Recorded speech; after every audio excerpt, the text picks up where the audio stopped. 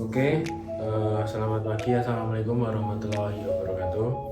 Perkenalkan, nama saya Danindra Dava Setiawan dengan NPM 2396363, Prodi Ilmu Komunikasi, daerah asal Yogyakarta.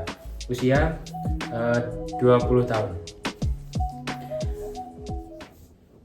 Di sini saya akan menjelaskan tugas UAS kepemimpinan, yaitu tentang poin jika belum pernah menjadi pemimpin dan seandainya menjadi pemimpin. Saya akan mengambil tentang tema yang bisnis. Yang pertama,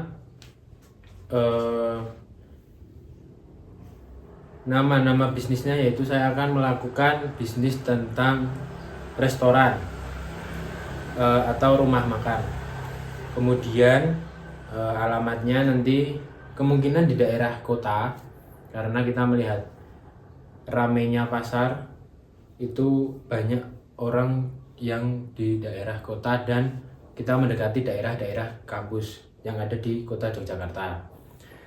Kemudian jenis usahanya tentang jenis usaha kita tentang kuliner. Nama produk atau jasa saya sendiri masih memikirkan namanya, tapi saya sempat udah ketemu dengan teman saya yang emang basicnya dia adalah chef dan dia sekolah di sekolah masak, tempat masak atau sekolah chef.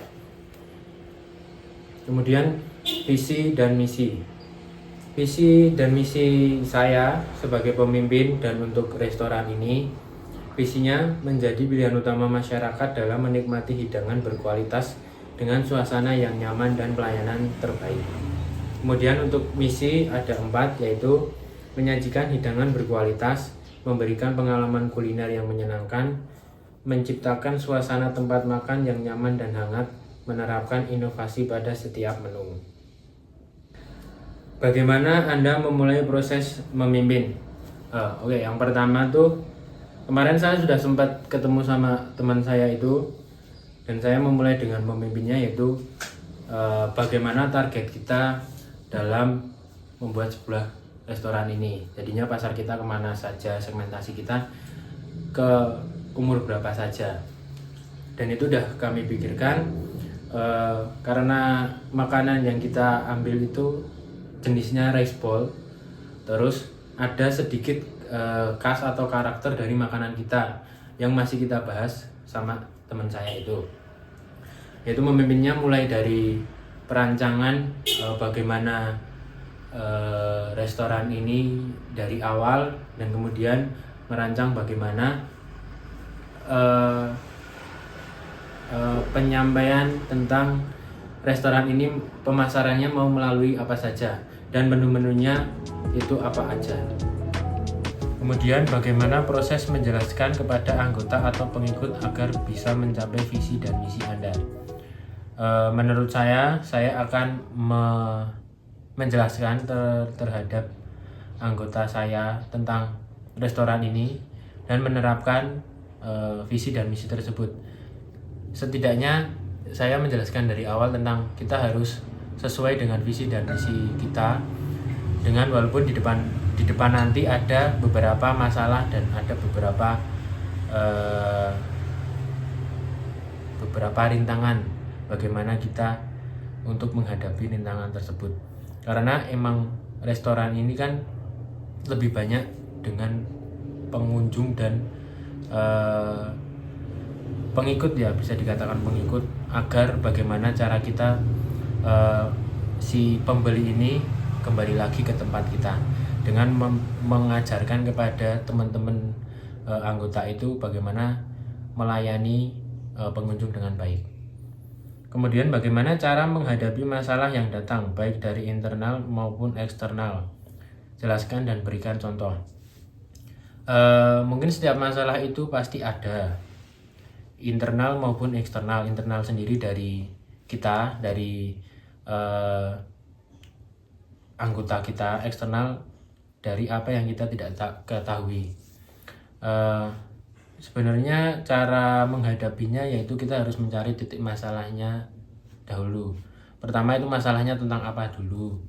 Terus kan kita juga harus bagaimana jika masalah internal, bagaimana kita mengajarkan kepada anggotanya, kepada internal kita, bagaimana cara menghadapi masalah itu dengan kepala dingin. Jadi enggak semua marah-marah, jadi tetap harus sabar, tetap harus kita mengerti masalah dan nanti introspeksi diri.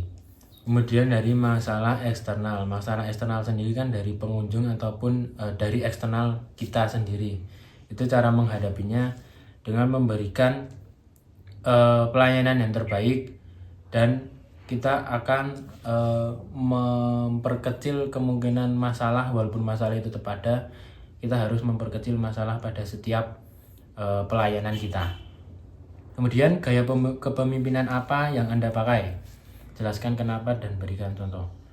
Gaya kepemimpinan saya yaitu saya pribadi saya tidak memperlihatkan kepada anggota saya bahwa saya pemimpinnya, tapi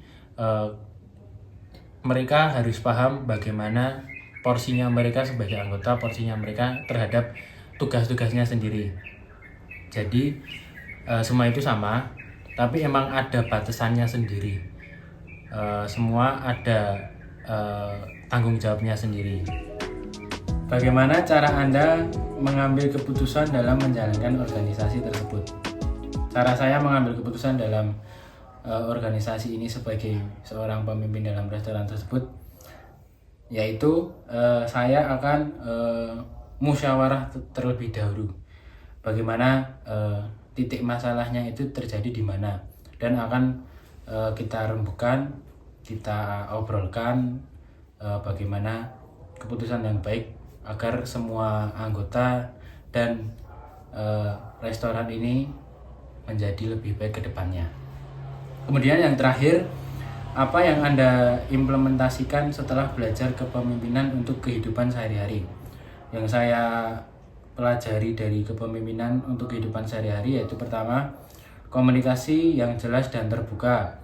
Kedua, empati dan pendengaran aktif. Tiga, membangun kepercayaan. Keempat, pemberdayaan tim dan orang lain. Yang kelima, pengambilan keputusan yang baik. Yang keenam, mendorong inovasi dan pembelajaran ke depannya. Yang ketujuh, mengelola konflik dengan baik. Jadi dengan belajar kepemimpinan ini saya lebih mengarahkan kepada kita jika menjadi pemimpin itu harus seperti apa dan bagaimana cara menghadapi di setiap masalahnya. Oke, mungkin itu saja dari saya. Kurang lebihnya mohon maaf, semoga membantu dan dapat mendapatkan nilai yang baik. Assalamualaikum warahmatullahi wabarakatuh. Selamat siang.